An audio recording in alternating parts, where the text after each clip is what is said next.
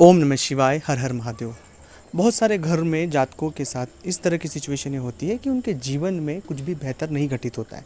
बहुत दिनों से, बहुत सालों से मेहनत कर रहे हैं, लेकिन उसके बाद भी उनके घर की स्थिति सही नहीं हो रही है।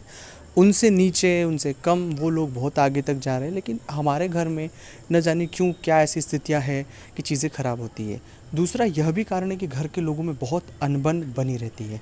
तीसरा है कि कोई व्यक्ति घर में होता है जो इतना अपनी चलाता है चीज़ों को लेकर, अकल है नहीं, लेकिन उस घर को इस तरह से वो चलाना चाह रहा है कि सब, जैसे उन्हें सब कुछ चीज़ें आती हैं और वहाँ से चीज़ें ख़राब हो जाती है।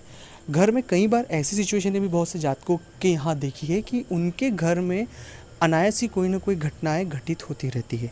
जैसे मान लीजिए कोई दुर्घटना हो गई, कोई विवाद हो गया, कोई ना कोई इस तरह का खर्च आ गया, कोई धोखाधड़ी हो गई, आग से हानि हो गई, मतलब नुकसान किसी भी चीज़ से कभी भी उनके यहाँ आते ही रहता है।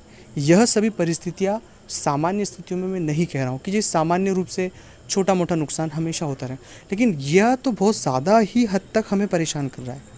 मैं फिर कह रहा हूँ कि ये जितनी सारी स्थितियाँ मैंने आपके साथ साझा की कि कर रहा हूँ, ये सामान्य परिस्थितियों में कर रहा हूँ।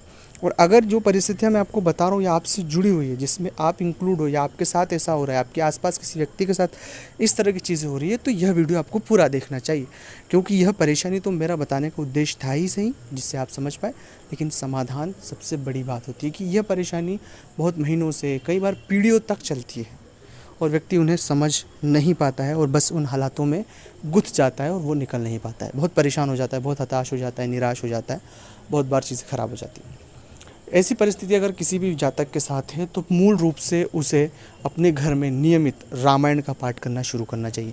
अब मैं ये बात क्यों कह रहा हूँ रामायण का पाठ करने की? जहाँ रामायण का पाठ होता है वहाँ दरिद्रता का नाश होता है। दरअसल घर में बहुत ज़्यादा नकारात्मकता होने की वजह से बहुत ज़्यादा नेगेटिव वाइब्रेशन हमारे घर में हो जाता है।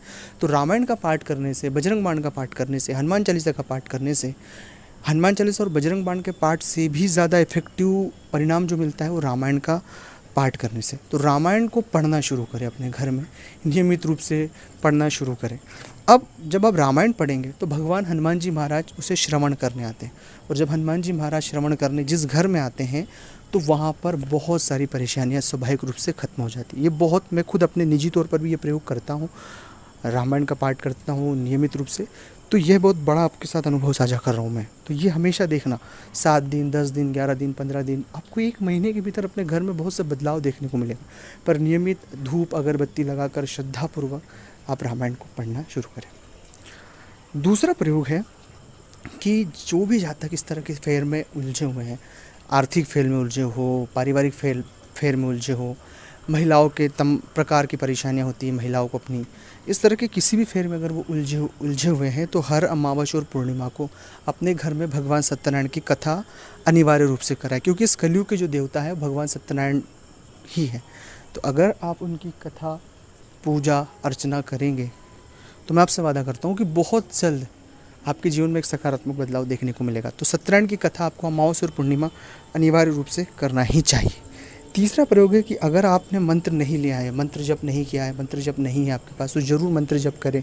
और अगर आप पुरुष हैं तो महिलाओं का विशेष सम्मान करें, महिलाओं से बदतमीजी से बात ना करें, उनसे बहुत सलीके से पेश आएँ, क्योंकि इस कलयुग में जहाँ पर महिलाओं का सम्मान होता है, पूजा होती है, वहाँ ईश्वर का वास होता है।